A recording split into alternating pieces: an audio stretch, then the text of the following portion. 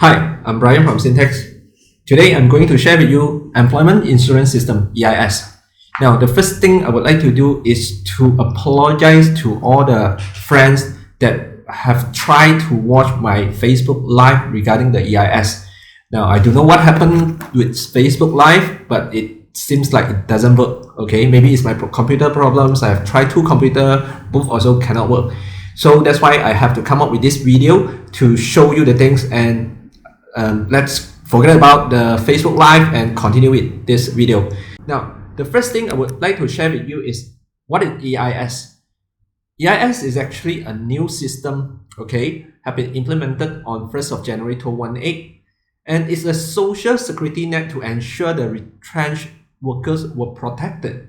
Now, it provides financial assistance and also employment service program with job search, career counseling, training, job matching for those who lost their job until they find a new employment. A lot of people, when they heard about EIS, their focus always go towards how to claim. Now, I think it's not a good approach to learn EIS because to a lot of people, you're actually a working adult, and to claim EIS meaning that you will lose your job. Why you want to do that? But you should actually focus on how to process EIS maybe, or the first thing, you should register for EIS first, right? Now, so that's why, so the focus should be shift from claiming EIS to register and processing EIS. That's my personal opinion. So who is subject to EIS? Well, all employees aged 18 years to 60 years old need to contribute to EIS. Okay, a general concept is if you need to contribute SOCSO, then you need to contribute EIS. Okay, let's make it simple. But of course, there is some exceptions. You do not need to contribute EIS if you are a foreign worker, civil servants, domestic servant, or self-employed. Okay, so EIS is contribute at the rate of 0.2 of employers' share and also 0.2 of employees' share, in total of 0.4 on the employees' monthly salary. And employers are required to remit or submit the EIS monthly, okay, to PERKESO before 15th of every month. Okay, now there must be a ground that EIS stand on, and what is that? There will be Law of Malaysia Act 800. Now, many people do not share this part because that is the most important thing. Just like when you study GST, you should study GST Act, okay, to understand the details of how the whole things work. Everything is from this Act. So now this is the Act, and I will share with you how you can get the Act, because actually when you go to PERKESO website, you can't get this, and you try to search around and you don't even know what is Act 800, so that's why you're not able to search. But no worry, at the end of the session, I will share with you. Okay, so stay tuned. Now, contribution rate. Many people may have the wrong impression that EIS 0.2% is actually multiplied to your salary. For example, you are having 2,900 or 2,950, you just multiply by 0.2. No, that is a wrong concept. EIS is similar with EPF, for example. There is different rate, okay, not say rate. There is different stages. So it's actually a schedule where you follow where your salary fall on, okay. For example, if you are having a salary of 1,250, so your EIS is 2 ringgit 50 cents, and it will be same as another person that is having salary of 1,292, okay, because you fall under the same category. So this is a schedule that or table you can refer to, okay, and it's up to 4,000. It caps at 4,000. So that's why people say maximum is 4,000, but it's not really true. If you are your salary is 10,000, so you still need to contribute to EIS, just that your contribution will same as 4,000. The person who are having a salary of 4,000, that means the EIS is 7 ringgit 90 cents. Okay, it's very simple. Refer to the table.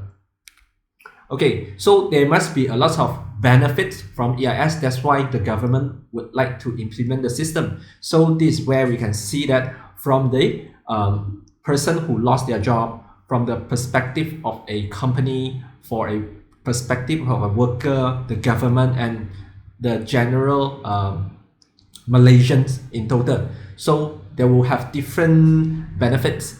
But to certain people, for myself, I don't quite see the benefits because I'm the boss. Maybe I would not be retrenched. Then I need to pay extra for my staff. So that would be a cost to the company. Now, well, that's my personal opinion. Of course, you have your own, then no problem. I'm not saying that EIS is bad, but it's something that already implemented, so we need to follow. Okay? So now there is different type of benefit from EIS that you can claim from if you lost your job. Okay, touch wood, right? Now, the first thing is the government will actually help you to give you counseling and help you to get a job, and the government will give you a job search allowance. Now, this is the main things of EIS. So it will be at the rate of 80%, 50%, 40%, up to 6 months maximum. So the other one is early re-employment allowance, meaning that let's say you got the job early than 6 months, then there is a 25% from the incentive of the balance of EMP that will given to you as the incentive. Okay, so let's say you go for training, there will be an allowance of 10 ringgit per day, maximum of 6 months. So, or you attend courses, you attend training, there will be a maximum claim of 4,000 that paid directly to the service provider. Or if you have this one is a bit special for the EPB. Okay, it is called Reduced Income Allowance, or in English is RIA. So what it means is if you are getting salary from 2 employers, okay, and one of the employer retrenches you, so your salary is reduced. So if this happens, so you can claim this RIA or EPB. But normally, do you think that one employee can actually get salary from 2 employers? From the people I know, I don't see these things as well. So just in case you have, then this is something that you can claim.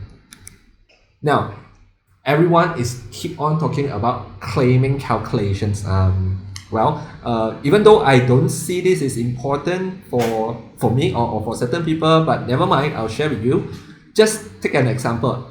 If your salary is at 950 ringgit, okay, you need to contribute 0.2%. That means it's a 1 ringgit 90 cents per month. So if you have already contributed 12 months, so after 12 months and you got retrenched, so the government will support you for 3 months. So the first month you will get 80% from your salary, then second month is 50%, third month is 40%. So it will be 760, 475, and 380. So by total, the EMP will be 1,615. And if you do 10 classes, 10 ringgit per day, so maximum 3 months, meaning that will be 90 days, multiplied by 10 ringgit, you get 900. And these two add up together, a total of benefits of 2,515, you get this amount. So touch wood, hope no one will get this part. Okay, we just contribute with you. So these are simple calculations. If you do a job search allowance, you're eligible for 6 months, but you found a job at 3rd month, then 25% of the balance will be your rewards. So you will be eligible to attend courses up to 6 months, maximum 4,000. The 2 employer things is followed. Okay. So these are Chinese explanations. Now, the first thing that you should focus now is actually EIS registrations, nothing else, okay? Because many people that I know, they have not registered EIS yet. Well, this is a problem actually. So go ahead, register. It's very, very easy. Now, people don't take it seriously is because they don't know there is a penalty if you are late for the registrations. The first thing is, what is the form I need to fill out, right? Now, the first thing is you need to identify yourself. Are you a newly incorporated company which yet to register with PERKESO?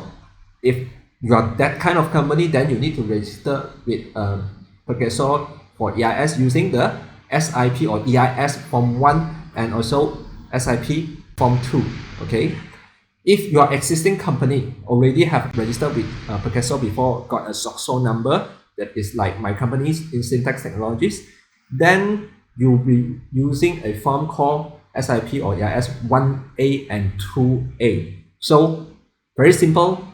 Old company 1A 2A, new company 1 and 2. Okay. Now the main thing you should know is that if you are late for registrations, that means you're not able to register before February 2018. So the employer will liable to fine of up to 10,000 ringgit, okay, or imprisonment up to 2 years or both. Now that is serious, right? Because you did not register, then you maybe go to jail, okay? But of course, normally that will not happen, but the penalty is quite high.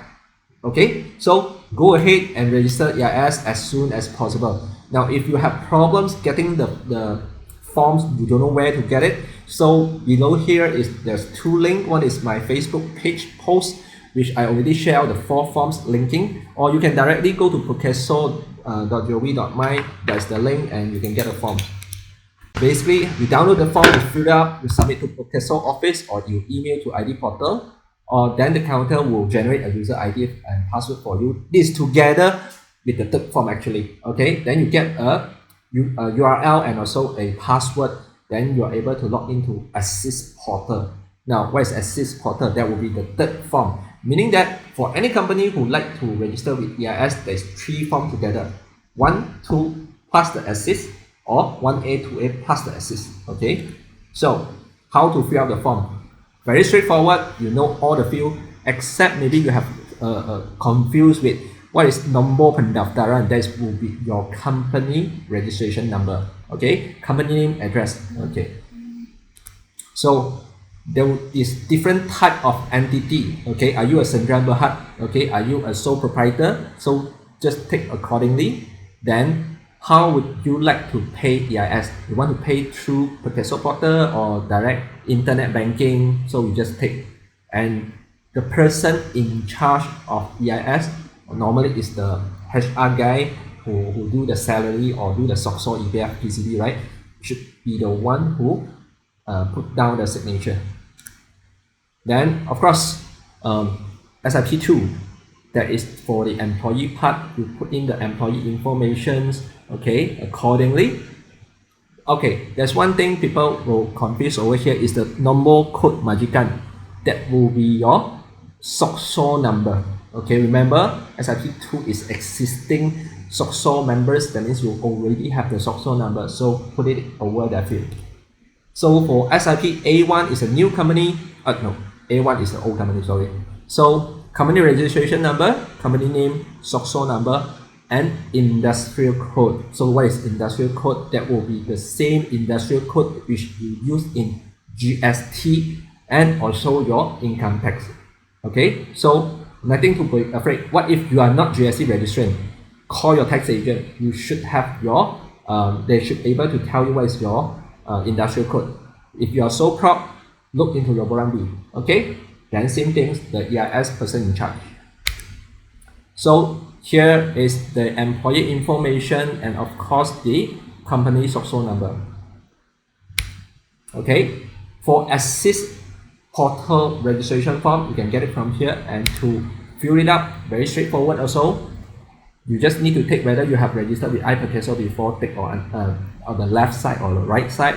Okay, if you have not registered yet, then your company registration number, SOCSO number. Now, people will like to ask me this part is, the main is the HQ, the branch is the branch. But what if you only have one office? So that one you would need to fill up as a main. Okay, that means you only have the main one, no branches. Then of course the company name and address.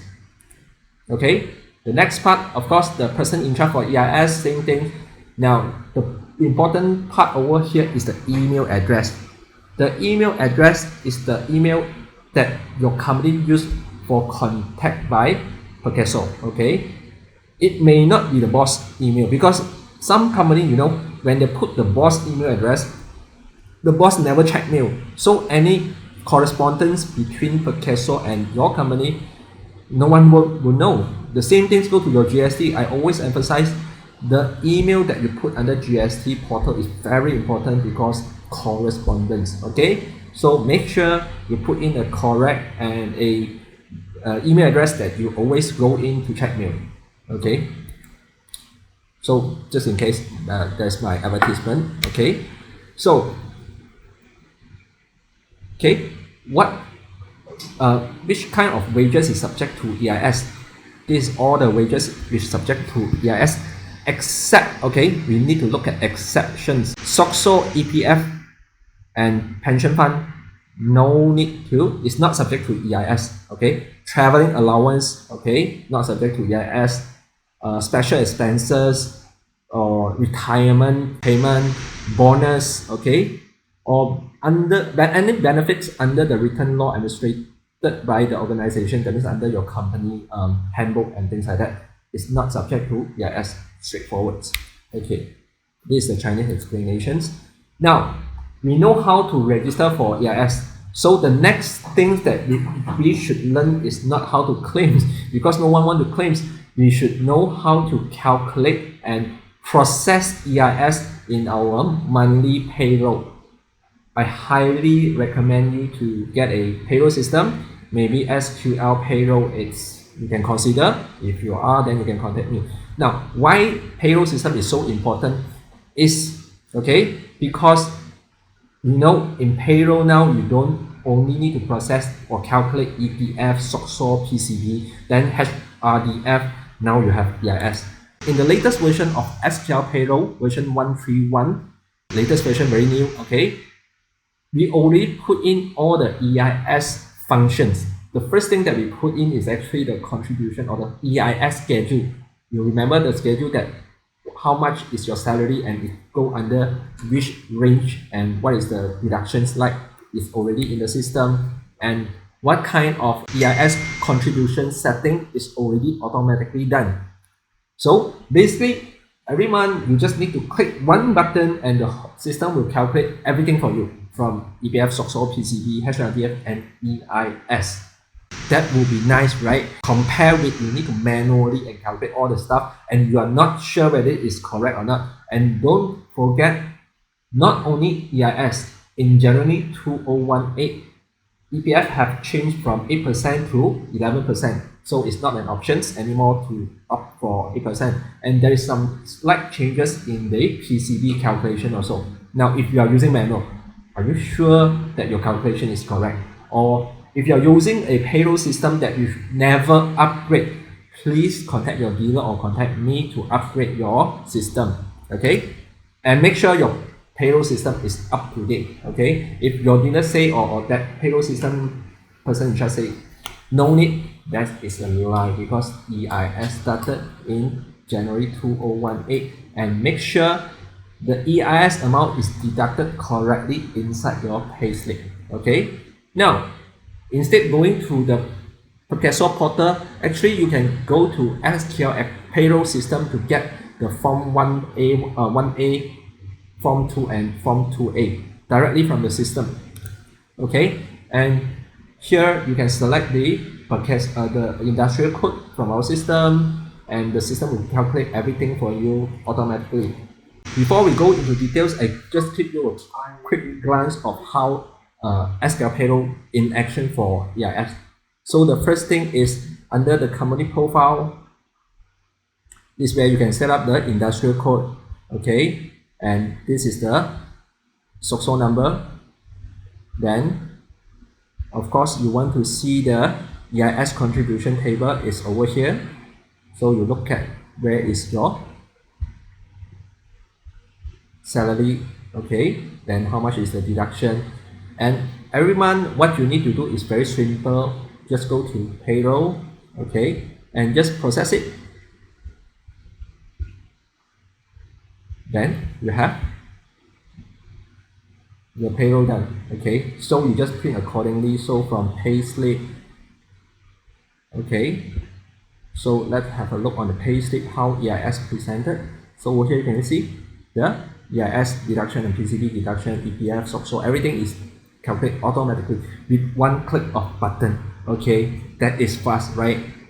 So, and then just now I show you is there is the reports under government reports. So you can see all the government reports is here, even your Borang E, okay, EA form, okay.